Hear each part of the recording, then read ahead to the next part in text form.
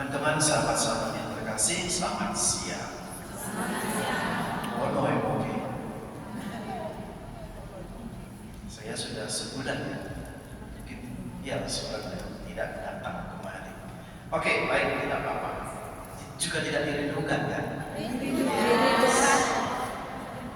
Kalau merindukan saya berarti ada tanda tanya. Kenapa sih dirindukan?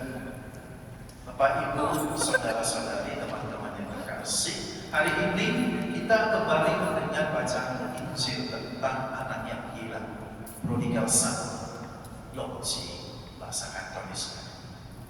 Tidak tahu kan? Enggak.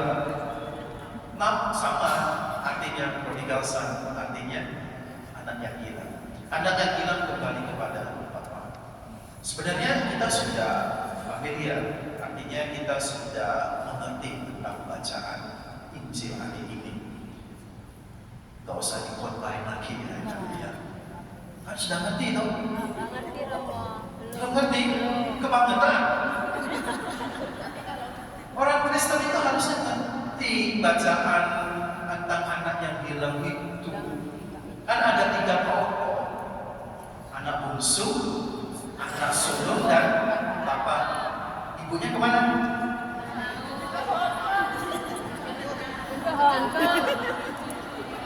Itu tuh pertanyaannya, ibunya kemana? Kok hanya 3 orang itu? Kok yang disinggung itu cowok semua? Wong lanang kabeh. Mana lo beda? Oke, balik lagi. Oke, kita sudah tahu sama pemilihan anak bungsu dalam tanda kutip katanya orang berdosa, ya toh?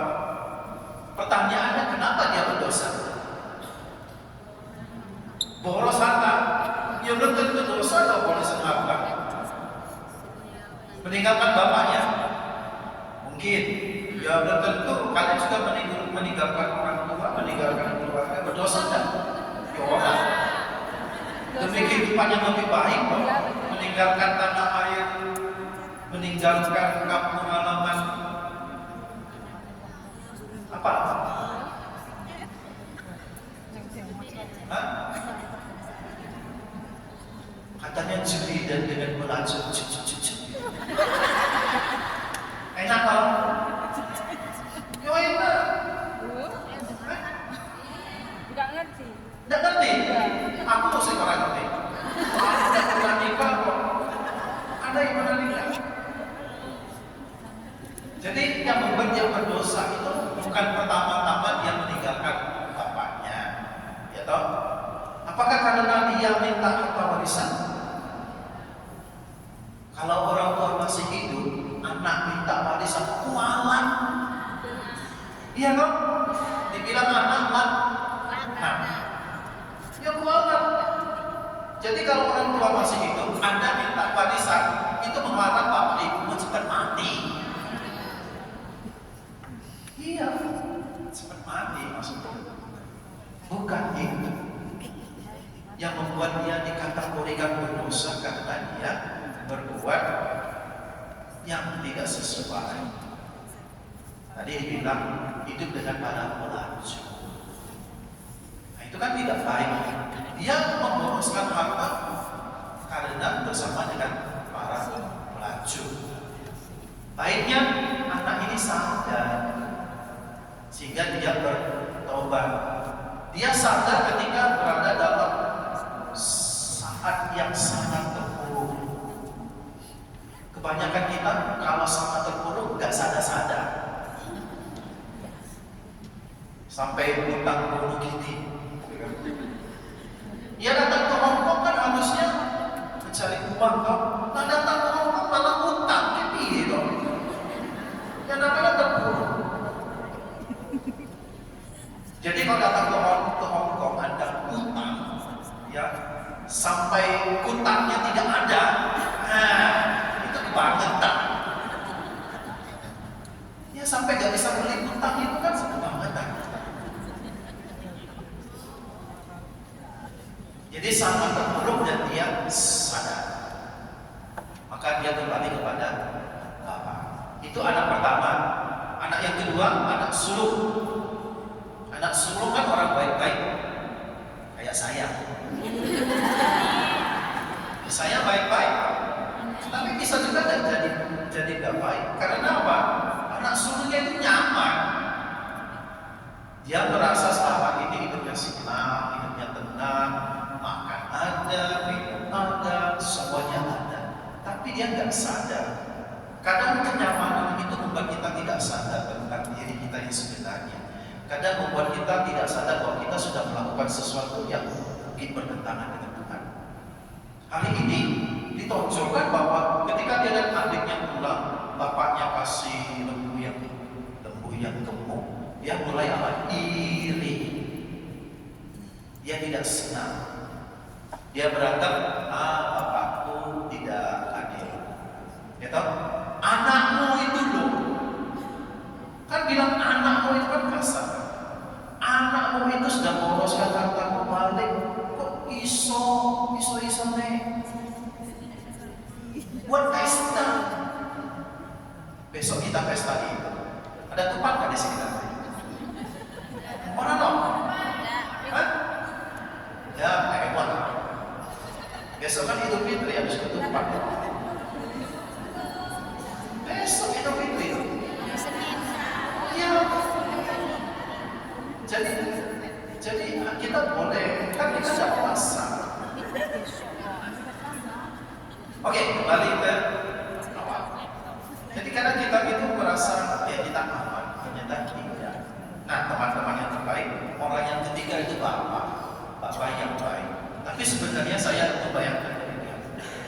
Bapaknya itu awalnya juga sakit hati dengan anak bungsu. Kenapa? Waktu masih hidup kok diminta harta warisan. Ya kan? Tadi saya bilang kan kalau orang tua, kalau ada anak yang orang tuanya masih hidup minta harta warisan, berarti dia berharap bapak ibunya cepat mati. Saya pikir bapaknya itu awalnya pasti sakit hati juga, pasti mungkin merasa bagaimana gitu. Tetapi saya melihat bapaknya itu walaupun sakit hatinya, dia masih bisa menerima anaknya waktu anaknya balik. Kenapa?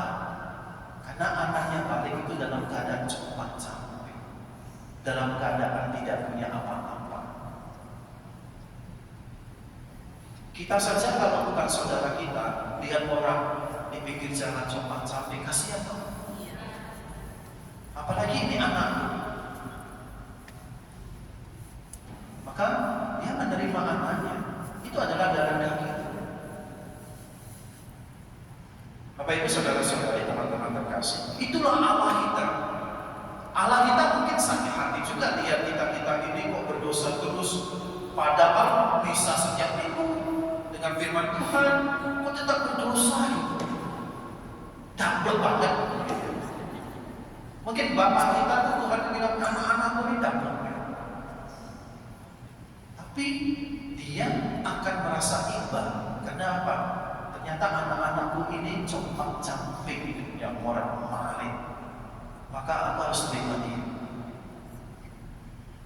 Nah, teman-teman terkasih, Anda sekarang berpakaian yang baik, tapi mungkin hati kita itu compang-camping, morat-marit. Karena apa? Ada begitu banyak kesalahan yang sudah kita lakukan. Kita kan tidak mau berpakaian compang-camping. Kita tidak mau berpakaian yang yang tidak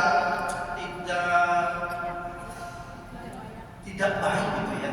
Kita tidak mau. Maka kalau Anda tidak mau demikian, harusnya Anda seperti anak yang pertama tadi, sadar dan bertobat.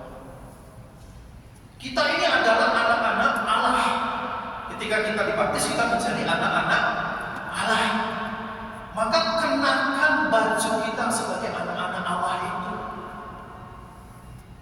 Bukan kenakan baju anak-anak iblis. Kita masih punya waktu, ayo kembali bertobat. Tuhan yakin Kita yakin kalau Anda itu benar-benar mau bertobat, maka Tuhan akan membuka tangannya, merangkul kita. Nanti dikasih baju yang baik lagi, bukan dikasih sepatu Nike, tapi mungkin kasih sepatunya itu misalnya Gucci, ya toh? Bajunya yang tadi mereknya Giordano, dikasih baju merek yang mungkin apa tadi, misalnya LV, ya toh LV. Dulu melon, bukan? Ya mungkin seperti itu. Jadi akan dikasih sesuatu yang lebih baik. Jadi harus kembali kepada Allah, kepada Tuhan. Nah teman-teman yang terkasih, tapi jangan punya pemikiran seperti itu. Dalam hidup kita bermasyarakat, kita punya pemikiran prinsip seperti ini. Kalau orang berbuat baik, maka dia mendapat pahala yang baik. Kalau orang berbuat jahat, maka dia akan mendapat hukuman. Bukan seperti itu. Allah kita bukan Allah seperti itu. Allah kita adalah Allah yang adil. Dia akan menerima semua orang, baik yang berdosa maupun yang baik, terutama yang berdosa yang mau bertobat. Amin. Pertanyaan terakhir sebelum itu, Anda itu golongan anak pertama, anak sulung, atau golongan anak bungsu? Atau seperti Bapak? Anak bungsu. Saya pikir kita kadang seperti anak bungsu dan kadang seperti anak sulung. Ya, tetapi apakah kita bisa seperti si Bapak dalam Injil tadi? Bisa jadi. Bisa sih, tapi sangat sulit. Tetapi kita harus berusaha sampai ke sana. Maka belajar terus. Anda sebagai bapak atau sebagai ibu harus belajar mengasihi anak-anak Anda siapapun. Amin. Amin.